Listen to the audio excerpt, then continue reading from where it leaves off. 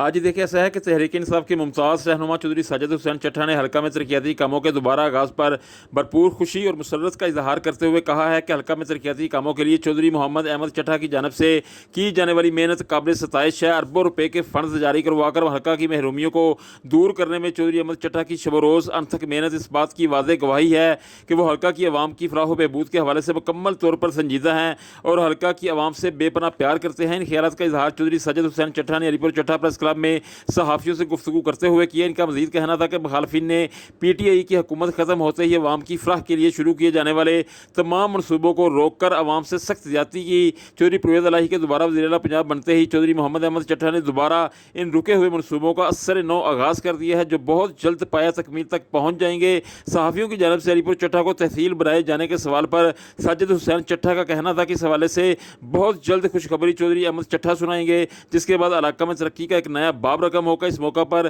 Chairman press club Alamdar Hussain Chaudhry, general secretary Sabir Munir Bhatt, Haji Azmat Hussain Naqshbandi, Ali Mehdi, Haroon Bhatt, Qamar Zaman Chattha, Tayyab Raza, Abu Bakar Mughal, Hafiz Imtiaz, Mazhar Abbas, Arsalan Malik, Musa Ishaq और सजावल भट्ट समेत दीगर भी मौजूद थे। जी।